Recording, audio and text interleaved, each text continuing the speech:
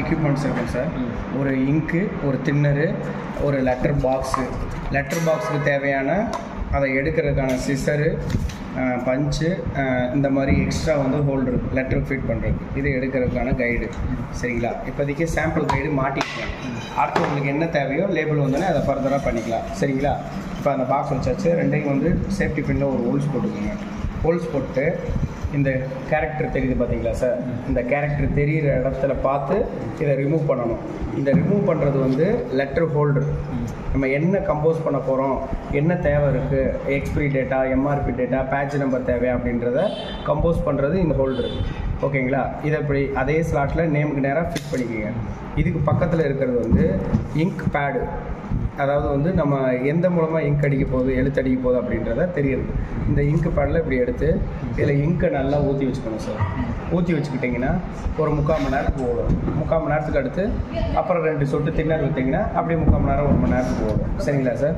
இப்போ இன்றைக்கி இங்கு ஃபுல்லாக ஃபஸ்ட் டைம் ஊற்றுறதுனால இந்த பாஞ்சு ஃபுல்லாக இங்கு ஊற்றுவோம். இந்த பாஞ்சு ஃபுல்லாக இங்கை ஊற்றி முடிச்சுட்டு அன்றைக்கி ப்ரொடக்ஷன் எடுத்துகிட்டு அடுத்த நாள் வரப்போ 2 சொட்டு தின்னர் மட்டும் விட்டாலே போதுமானது. ஏன்னா இங்க் ஆல்ரெடி கிளாட் ஆகி இருக்கும். இப்போ எப்படி இங்கு ஊற்றுறதுன்றதை பார்த்துக்கோங்க. ஹோல்ஸ் போட்டு இதுலேயே ஊற்றிடலாம். நல்லா இருக்கும் சார். அப்போ பாஸ் பண்ணணும். செல் நேராக இருக்கணும். ஊற்றி சேஃப்டியாக லாக் பண்ணிடணும். ஏன்னா கொட்டிச்சுன்னா கையில் ஆகும், வேஸ்டேஜ் ஆகும்.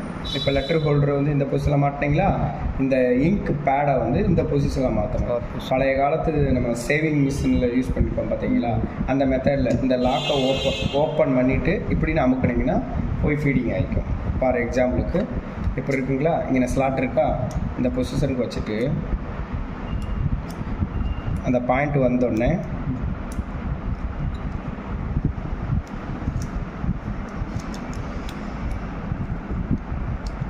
இப்படின்னு அமைக்கிடுங்க. அமைக்கிட்டிங்கன்னா இந்த இங்கில் பட்டு தான் உங்களுக்கு வந்து அந்த எழுத்து கேரக்டர் இருக்கும். பர்ஃபெக்டாக வந்துருக்கா சார்?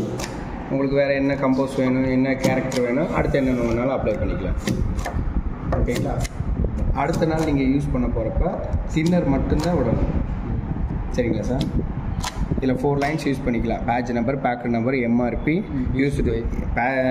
எம்ஆர்பி வர்றப்ப ஏதாவது ஒரு 3 லைன்ஸ் கூட வச்சுக்கலாம். உங்களுக்கு போதுமானதாக இருக்கும். இப்போ நீங்கள் தேவையில்லை. ஆமாம் சார். இப்போ நீங்கள் கொடுக்க போகிறப்ப இதை கொடுத்துருங்க. இதை கொடுத்துட்டு கவர் அடிக்கிறப்ப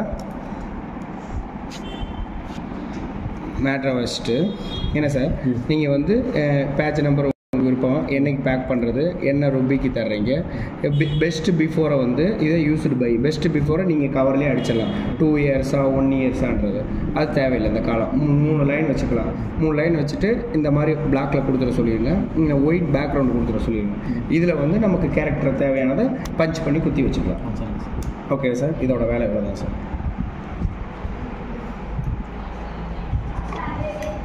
சிம்பிளாக தான் இருக்கும் சார்.